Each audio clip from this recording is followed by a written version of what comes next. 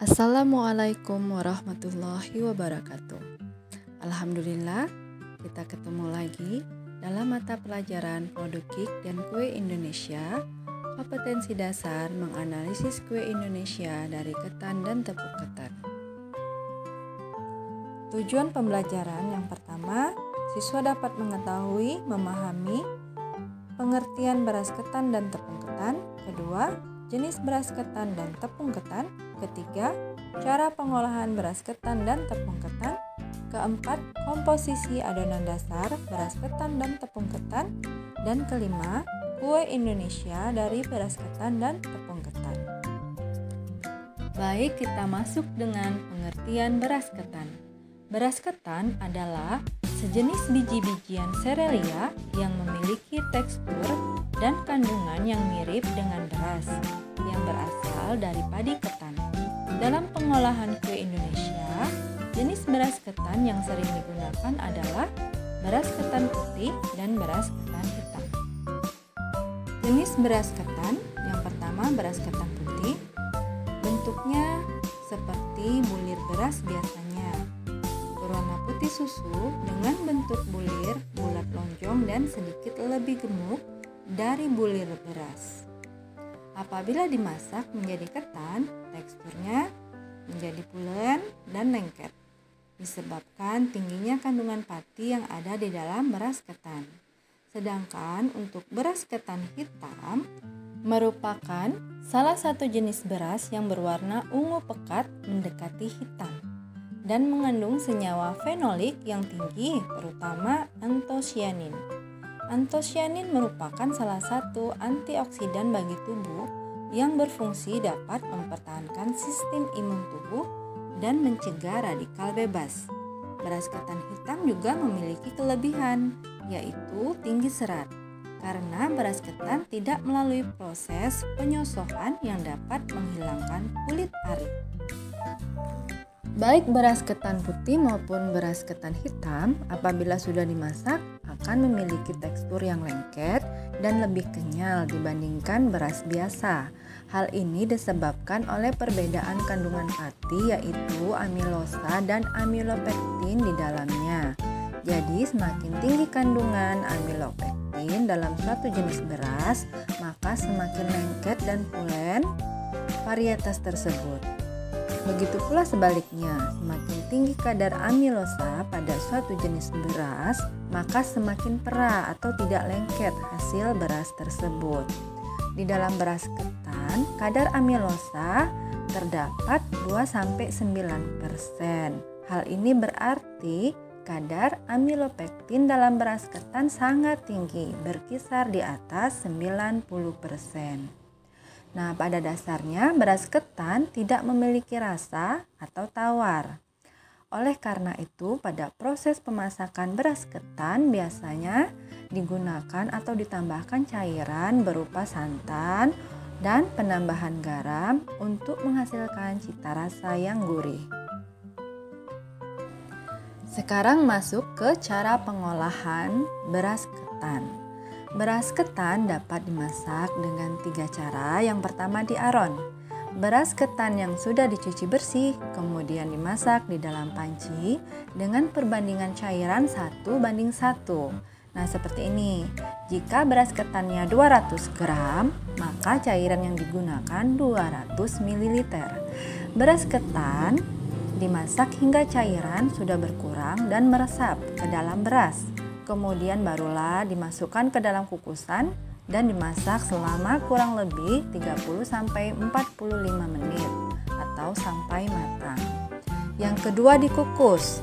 Untuk proses pemasakan beras ketan dengan cara langsung dikukus membutuhkan waktu yang lebih lama. Awalnya beras ketan harus direndam dulu 4-6 jam agar bulir beras lebih empuk. Kemudian barulah dikukus selama 45 menit sampai 1 jam atau sampai beras ketannya matang. Yang ketiga, dengan cara direbus. Beras ketan dapat juga diolah dengan cara direbus dengan menggunakan bahan pembungkus atau untuk membuat bubur. Apabila menggunakan bahan pembungkus, Masukkan beras ke dalam daun pembungkus, kemudian ikat dan rebus hingga matang. Contoh dalam pembuatan kue lupis.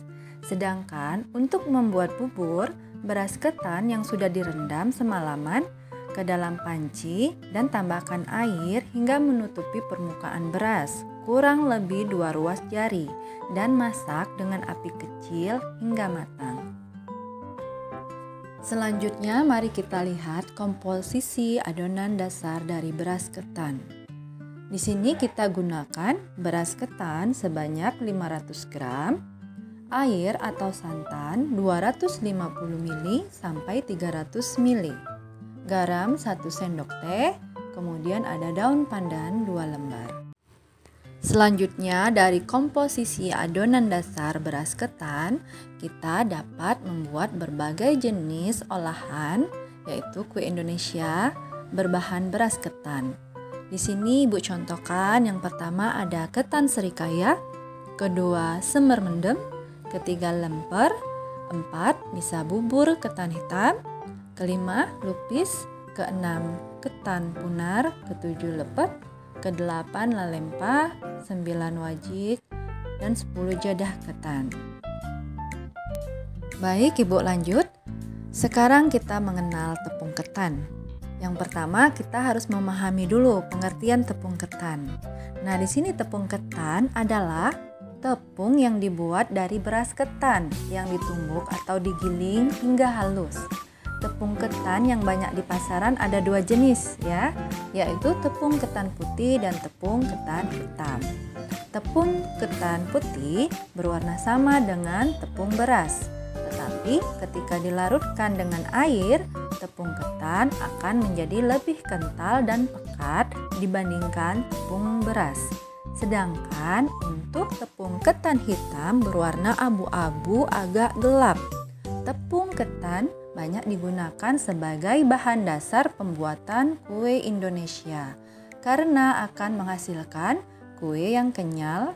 Dalam beberapa olahan, tepung ketan digunakan sebagai bahan pengental karena tingginya kandungan pati dalam beras ketan.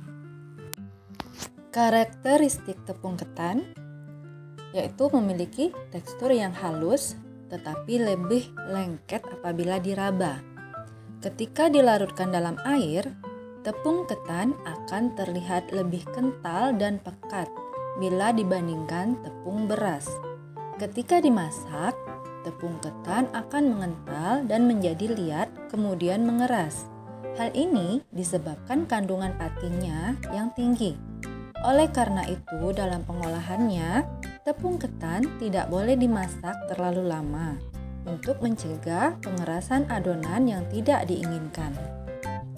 Untuk cara pengolahan tepung ketan dapat diolah menjadi ragam kue Indonesia. Teknik pengolahannya pun berbeda-beda.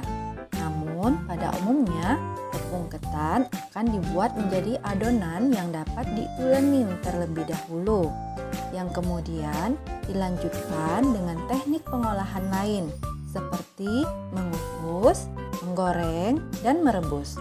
Dalam membuat adonan tepung ketan, perlu diperhatikan penambahan cairan agar konsistensi adonan tidak terlalu encer atau tidak terlalu keras. Hal ini akan mempengaruhi hasil akhir produk kue Indonesia yang akan kita buat. Sekarang masuk ke komposisi adonan dasar tepung ketan. Nah, di sini kalau kita menggunakan tepung ketan sebanyak 500 gram, sebaiknya kita menggunakan cairannya yang berupa air hangat 250 sampai 300. Selanjutnya kita tambahkan 1 sendok teh garam halus, 1 sendok teh vanili. Nah, sekarang kita dapat mengetahui jenis-jenis olahan kue Indonesia berbahan dasar tepung ketan. Di sini Ibu contohkan, yang pertama ada kue kup, kedua klepon, ketiga kue muso, keempat putri mandi, kelima kue ulil, keenam onde-onde, ketujuh kik ketan hitam, ke-8 awung-awung tepung ketan, ke-9 gemblong, ke-10 kue bugis.